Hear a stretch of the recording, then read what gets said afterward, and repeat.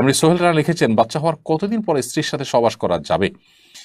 বাচ্চা হওয়ার পর সর্বোচ্চ 40 দিন পর্যন্ত স্ত্রীর সাথে সহবাস করা যাবে না, তারপরে আপনি সহবাস করতে পারবেন। আর যদি ব্লিডিং, যেটা বাচ্চা হওয়ার পরবর্তী ব্লিডিং, এটা যদি 40 দিন আগে বন্ধ হয়ে যায়, সেটা 20 দিন, 25 দিন, 30 দিন, যে কোনো সময় বন্ধ হয়ে যাবে। তারপর থেকে আপনি স্বামী স্ত্রীর সুলভ সম্পর্ক করতে পারবেন। যদি সেটি বন্ধ না হয়, এই ব্লিডিং হতে হতে 40 দিনও ক্রস করে যায়, তাহলে 40 দিনের পরে আপনি শারীরিক সম্পর্ক করতে পারেন। অর্থাৎ এই ব্লিডিংয়ের কারণে শারীরিক সম্পর্ক করা নিষেধাজ্ঞা, এটি সর্বোচ্চ 40 দিন পর্যন্ত চলবে, তবে সর্বনিম্নটা 5 দিন হতে পারে, 10 দিন হতে পারে।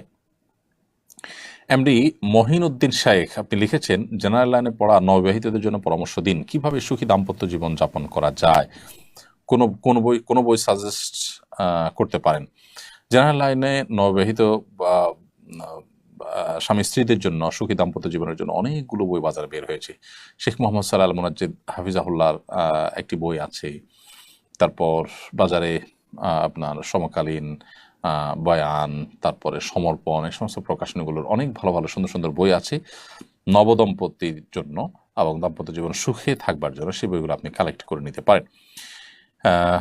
লেখক আতিকুল্লাহ ভাইয়ের ভালো ভালো কিছু বই আছে চমৎকার, সেগুলো সংগ্রহ করতে পারেন।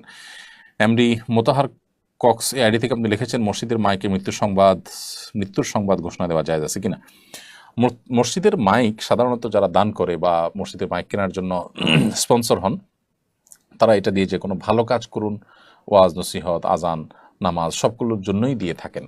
তো মসজিদে মৃত মানুষের জানাজা, মৃত মানুষের সংবাদ তো মসজিদ থেকে, এটা কোনো দুনিয়াবি একটা বিষয়, এটা তো আসলে মসজিদ থেকে দেওয়া যায় না। কিন্তু জানাজার ঘোষণা যদি হয় যে হ্যাঁ অমুক মারা গেছেন, তার জানাজা এই টাইমে, মূলত জানাজার ঘোষণা দেওয়ার জন্য যদি আপনি মাইকে দেন, তা ঘোষণা দেন, তাহলে সেটা জায়েজ আছে, সমস্যা নেই ইনশাআল্লাহ তাআলা। এরপরে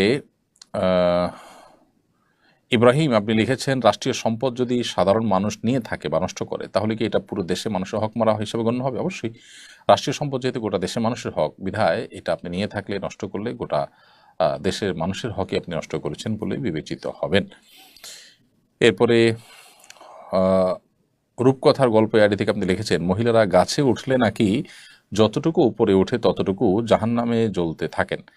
গাছে ওঠা যায় আছে কিনা, দরকারে গাছে ওঠা যাবে কিনা, এরকম কোনো কথা আসলে নেই যে মহিলারা গাছে উঠলে জাহান্নামে জ্বলতে থাকবে ইত্যাদি, এগুলো মন গড়া কথা। যদি কোনো প্রয়োজনে কোনো মহিলারা গাছে ওঠার প্রয়োজন হয়, উঠতে পারেন।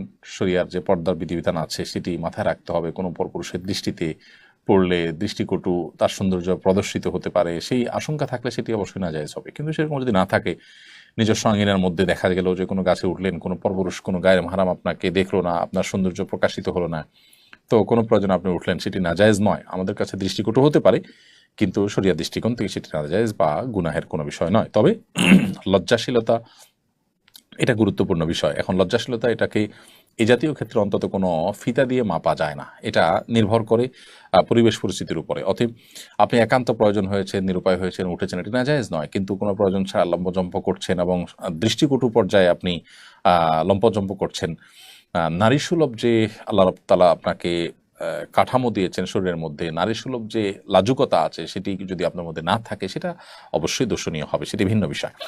তো মৌলিকভাবে এটি কোনো নিষিদ্ধ বিষয় নয়, তবে এই বিশেষ কারণে সেটি নিষিদ্ধ হতে পারে, যেমন পর্দা লঙ্ঘন ইত্যাদি। জহির ইসলাম, আপনি লিখেছেন, যদি জুমার নামাজ পড়ার সুযোগ না পাই তাহলে কি করব? জুমার নামাজ পড়ার সুযোগ যদি না পান, এমন কোনো চাকরি যদি আপনার করা লাগে যে চাকরিতে জুমার নামাজ পড়তে না পারেন, তাহলে সেক্ষেত্রে আপনি অবশ্যই সেই চাকরি ছেড়ে দিবেন। কারণ যে চাকরি করতে গিয়ে জুমার নামাজ পড়তে পারবেন না, ফরজ বিধান আদায় করতে পারবেন না, আপনাকে গুনাহে লিপ্ত হতে হবে, সেই চাকরি করা আপনার জন্য শরিয়া দৃষ্টিকোণ থেকে জায়েজ নাই। কারণ মুসলমান, তার জন্য নামাজটা হলো বাঁচা মরার মতো।